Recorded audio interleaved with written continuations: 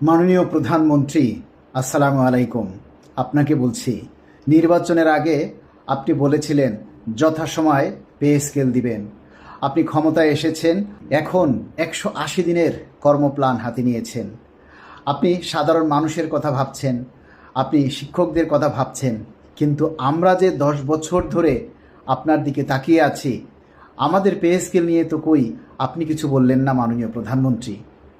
আপনি যদি ক্ষমতায় বসার পর অন্তত একটাবার বলতেন, প্রিয় কর্মচারী, আমরা পে স্কেল দিব, ক্ষমতায় বসেছি, অল্প কয়েকটা দিন আমাদেরকে সময় দিন, আমরা ইনশাল্লাহ পে স্কেল দ্রুত বাস্তবায়ন করব, তাহলেও অন্তত আমাদের মনের মধ্যে একটা আশা জাগত, আমাদের মনের মধ্যে একটা কনফিডেন্স জন্মাতো যে মাননীয় প্রধানমন্ত্রী যেহেতু বলেছেন আমরা পে স্কেল পাবো।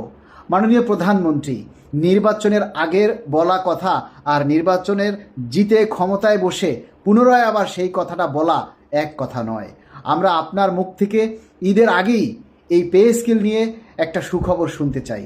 মাননীয় প্রধানমন্ত্রী, আমাদের এই নিম্ন বেতনভুক্ত কর্মচারীরা এই দীর্ঘ 10টা বছর আমরা কেউ ঈদ করতে পারি না।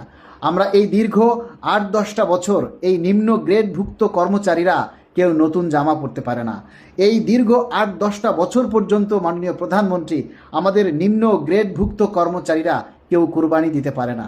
মাননীয় প্রধানমন্ত্রী, আমাদের কর্মচারীরা 8,000, 10,000, 12,000, 14,000 টাকা তারা বোনাস পায়, কিন্তু সেই বোনাস দিয়ে তারা কি পূর্বে ঋণ শোধ করবে, নাকি পরিবারের ভরণ পোষণ দিবে, নাকি ছেলে মেয়েদের জন্য নতুন জামা কাপড় কিনবে?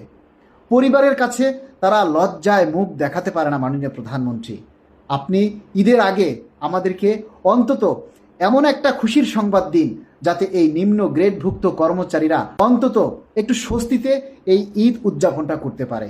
অন্তত এতটুকু আপনার কাছ থেকে আমরা প্রত্যাশা করি। আপনি প্রয়োজনে পরে বাস্তবায়ন করেন, আপনি একবারে না পারলে প্রয়োজনে 2 ধাপে করেন, 3 ধাপে করেন, তবু আমাদের পে স্কেলটা বাস্তবায়ন করে দিন। মাননীয় প্রধানমন্ত্রী, আপনি সাধারণ মানুষের কথা ভাবছেন, আমরাও তো আপনাদের সাধারণ মানুষের কাতারেই পড়ি। আমরা কিন্তু সরকারি কর্মচারী। একটা মানুষের শরীরে যে রক্ত থাকে, সেই রক্ত যদি ঠিকমতো কাজ না করে, সেই রক্ত যদি অভাব থাকে, তাহলে মানুষ বাঁচতে পারে না। মাননীয় প্রধানমন্ত্রী, সরকারের রক্ত, সরকারের ব্লাড হচ্ছে সরকারি কর্মচারীরা। সরকারি কর্মচারীরা ঠিক তো সরকার ঠিক। সরকারি কর্মচারীরা যদি সতেজ থাকে, তাহলে সরকারও স্বনির্ভর থাকে এবং দেশও স্বনির্ভরতা লাভ করে।